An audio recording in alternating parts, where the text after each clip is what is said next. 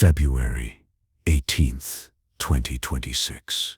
Seattle, Washington. Inside the Nippon Kong Theater, a crowd has gathered. Government officials, martial artists, collectors, fans who have traveled from across the country, some from across the world. They are here to witness something that would have seemed impossible 50 years ago. The United States Postal Service is about to release a stamp, a forever stamp. And on that stamp is a face that Hollywood once said America would never accept. Bruce Lee. The stamp shows him mid-flight, executing his legendary flying kick. His body is painted in black and white, frozen in a moment of perfect power. Behind him, a yellow brushstroke slashes across the white background, a reference to the iconic tracksuit he wore in Game of Death, a reference to a legend. The words on the stamp read Bruce Lee, USA forever. Forever. Let that word sink in for a moment. Think about what it represents. Think about the journey it took to get here. Think about a young man arriving in America with nothing but dreams, being told again and again that those dreams were impossible, and refusing to accept that answer. The country that rejected him, the industry that told him he wasn't good enough, the system that said his face would never sell tickets. That country is now putting his image on something that will be seen by millions, something that will exist as long as the Postal Service exists, something permanent, something forever. But here's what makes this story remarkable.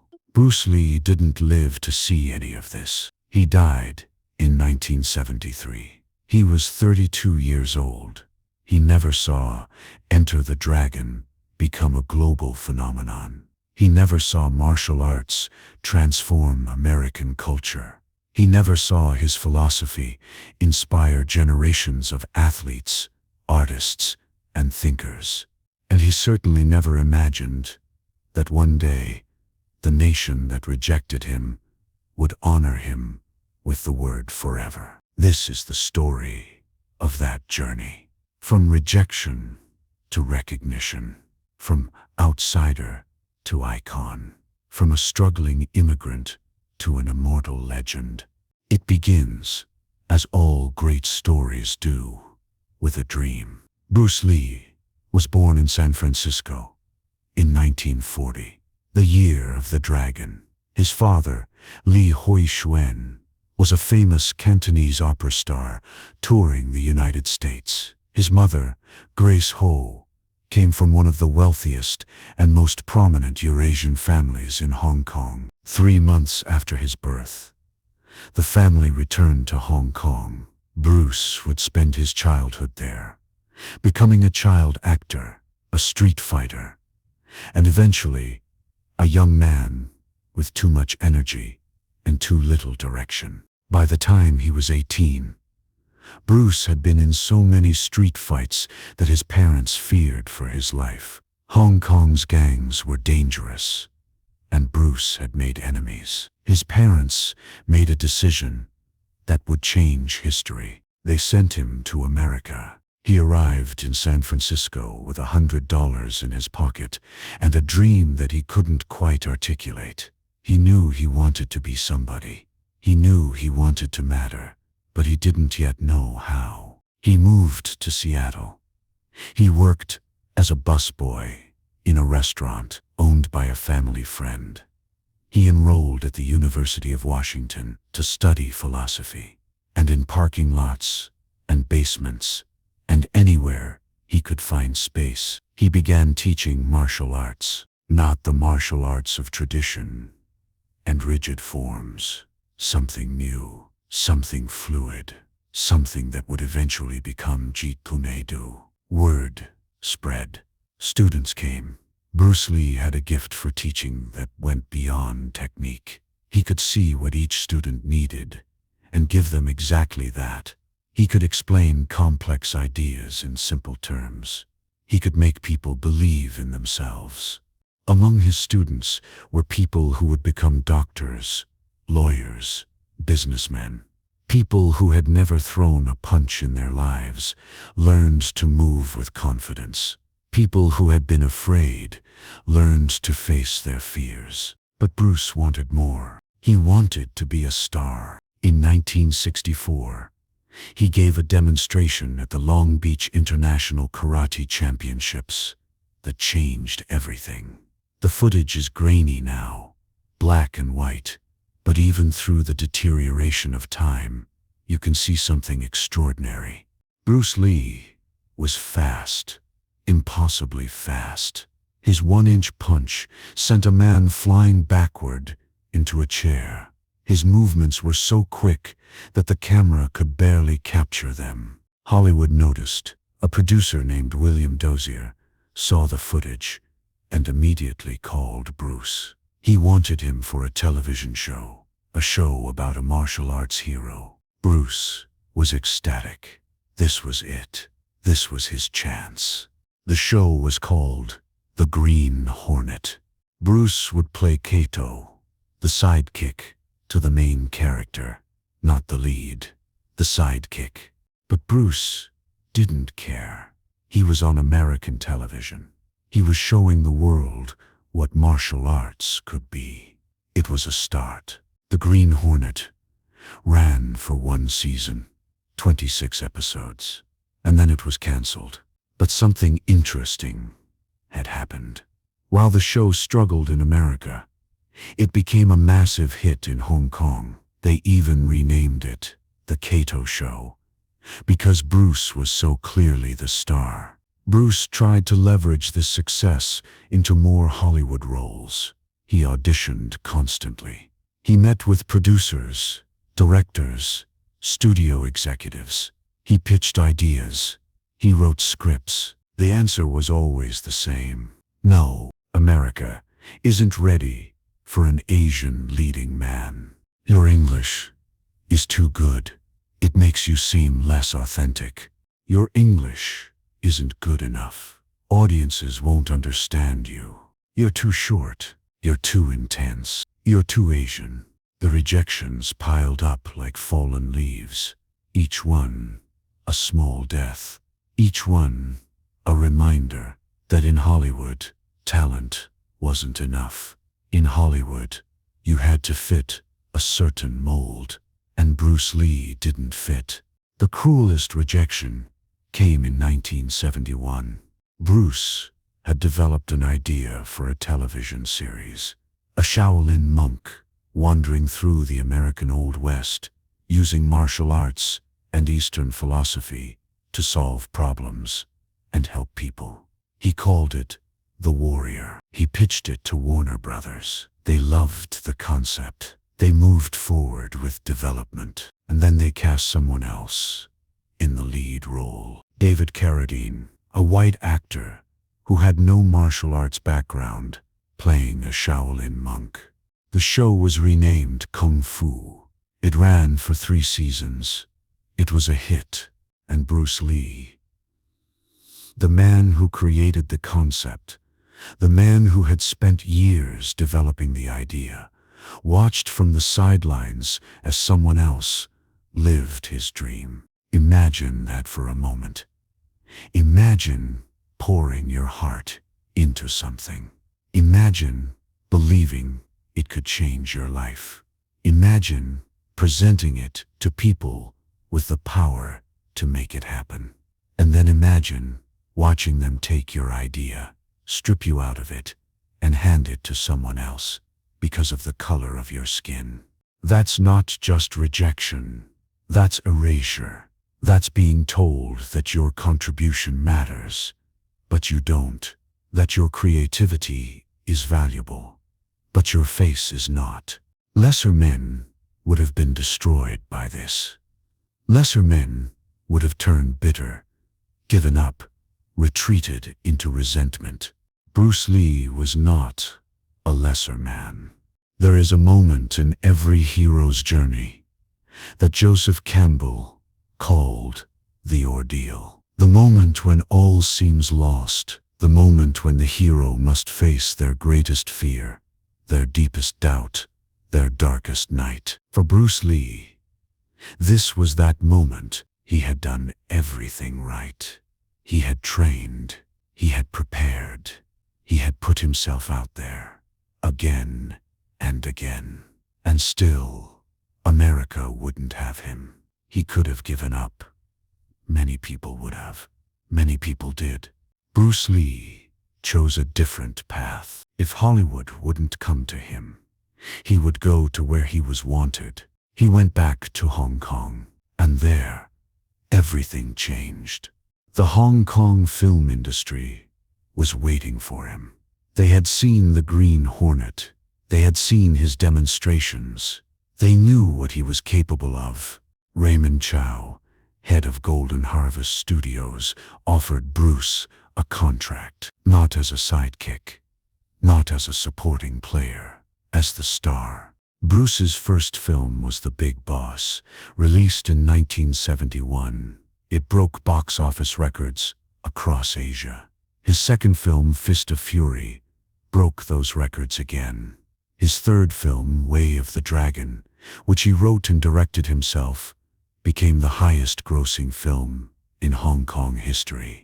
In less than 2 years, Bruce Lee had become the biggest movie star in Asia. Hollywood started paying attention. Warner Brothers, the same studio that had passed him over for Kung Fu, came calling. They wanted to co-produce a film with Golden Harvest, a martial arts action movie that would introduce Bruce Lee to American audiences. The film was called Enter the Dragon. Bruce poured everything into it. Every technique he had developed, every philosophy he had studied, every frustration from years of rejection transformed into explosive action on screen. The fight scenes were revolutionary. The choreography was unlike anything American audiences had ever seen. And Bruce Lee, finally given the platform he deserved, delivered a performance that combined physical mastery with undeniable charisma. The film was completed in early 1973. It was scheduled for release in August. Bruce Lee never saw it. On July 20th, 1973, in Hong Kong, Bruce Lee complained of a headache. He took a painkiller and lay down to rest. He never woke up. The official cause of death was cerebral edema, a swelling of the brain. He was 32 years old. The news shocked the world. How could someone so vital, so alive, so seemingly invincible, be gone? Conspiracy theories erupted. Some said he was murdered. Some said he had been cursed. Some simply couldn't accept that death could claim someone who had seemed to transcend human limitations. 1 month later, Enter the Dragon was released. It became a global phenomenon. It grossed over $200 million worldwide. It launched the martial arts film genre in America. It changed the way action movies were made forever. And Bruce Lee wasn't there to see any of it. This is the tragedy at the heart of the legend. Bruce Lee spent years fighting for recognition, fighting against a system that didn't want him, fighting to prove that an Asian man could be a star. And just when he finally broke through, just when the world was ready to embrace him, he was gone. But here's what makes Bruce Lee different from every other star who died young. His influence didn't fade. It grew. In the years after his death, Bruce Lee became more famous, not less. His films were discovered by new generations. His philosophy was studied in universities. His image became iconic, recognized instantly from Tokyo to Toronto, from Beijing to Buenos Aires. Muhammad Ali called him the greatest martial artist of all time. Jackie Chan, Jet Li, Donnie Yen, and countless other action stars cited him as their primary influence. The UFC and modern mixed martial arts exist because Bruce Lee proved that combining different fighting styles was not only possible, but superior. Kobe Bryant studied his philosophy and applied it to basketball. Usain Bolt watched his films for inspiration before races. Musicians from the Wu-Tang Clan to Kendrick Lamar have referenced him in their lyrics. Tech entrepreneurs in Silicon Valley quote his teachings about adaptability and continuous improvement. His reach extended far beyond entertainment.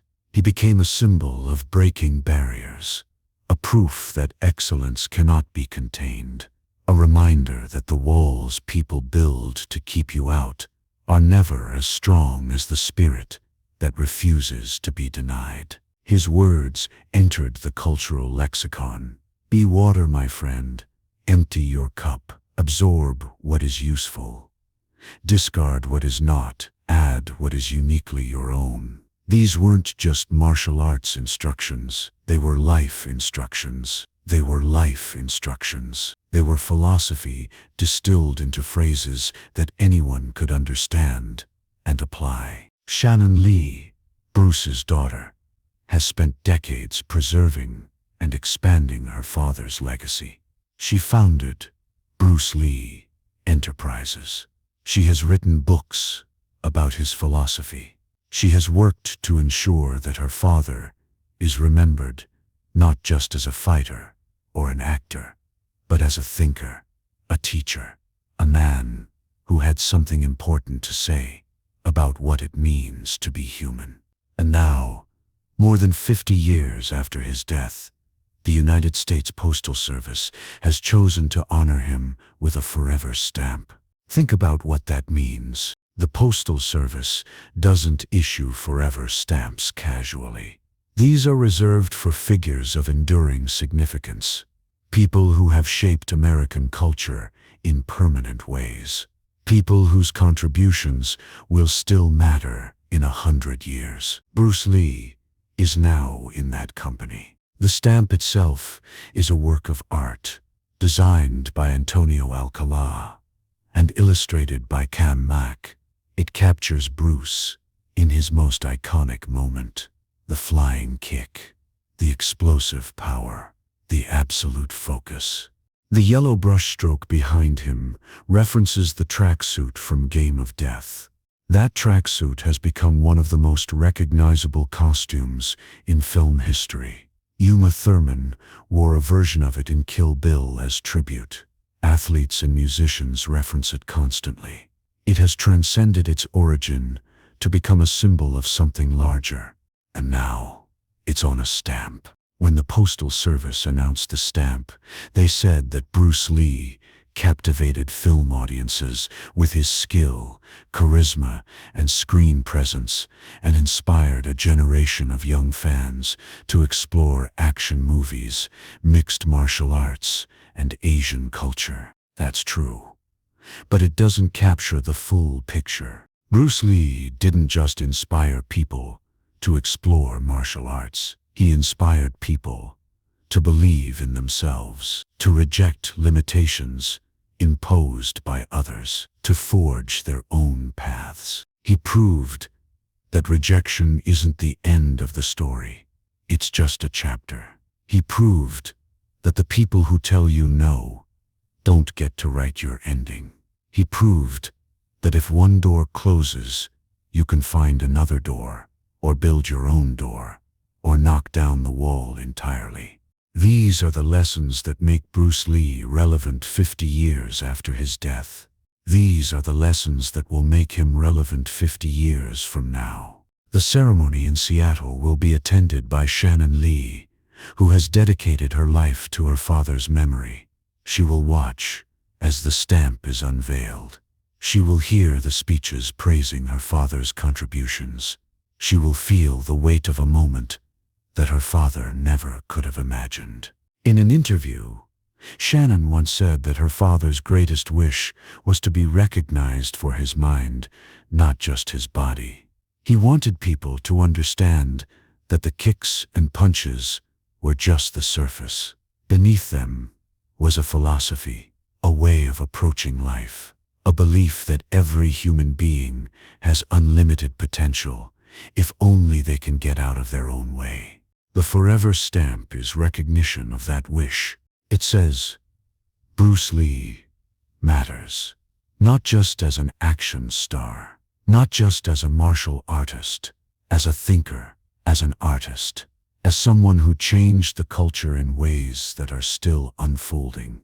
It says, America claims him now, the country that rejected him, that told him he would never be a leading man, that gave his idea to someone else, that made him prove himself on the other side of the world before it would pay attention. That country now says, you are ours, you are part of our story, you are forever. There is something poetic about the timing of this stamp.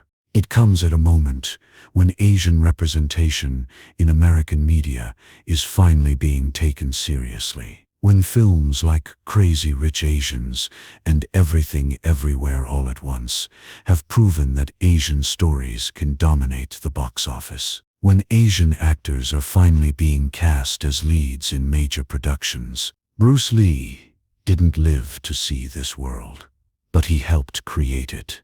Every Asian actor who gets a leading role today is walking through a door that Bruce Lee kicked open. Every martial arts film that gets made is building on foundations that Bruce Lee laid. Every person who has found confidence through martial arts training is benefiting from a path that Bruce Lee cleared.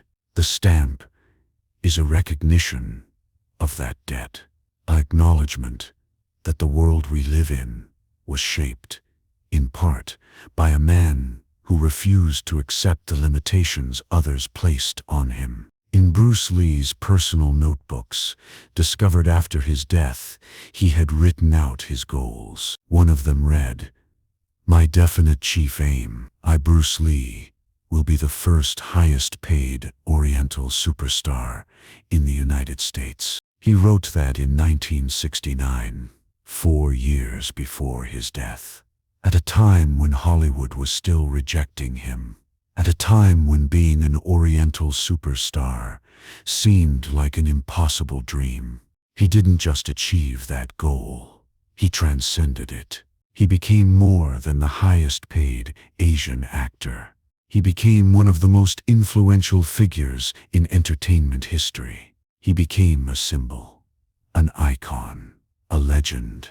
And now, forever, he will be on a stamp. Bruce Lee once said, "The key to immortality is first living a life worth remembering." By that measure, he succeeded beyond anyone's wildest imagination. His life lasted only 32 years, but it was a life worth remembering. A life of struggle and triumph. A life of rejection and redemption. A life that proved that one person with enough determination, enough skill, and enough refusal to quit can change the world. The people who told him no are forgotten. The executives who rejected him are names in dusty archives.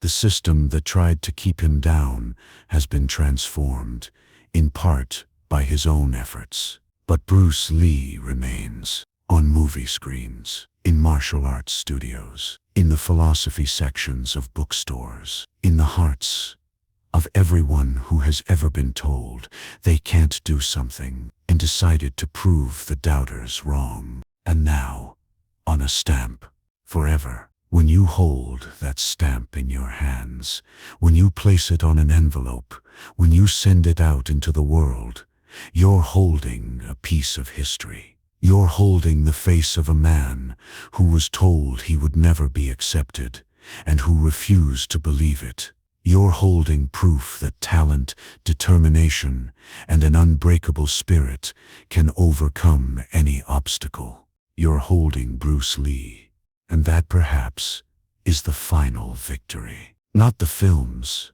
not the fame, not the money, or the recognition. The final victory is this. Bruce Lee wanted to be remembered. He wanted to matter. He wanted to leave something behind that would outlast him. He succeeded. He succeeded so completely that 50 years after his death, the nation that rejected him is putting his face on something called a forever stamp. Forever. Not temporary. Not limited edition. Not for a brief moment. Forever. That's how long Bruce Lee will be remembered. That's how long his legend will endure. That's how long the man who refused to quit will continue to inspire. Forever. Be water, my friend, but also be fire. Be unstoppable. Be forever. Bruce Lee showed us how, and now America has finally said thank you.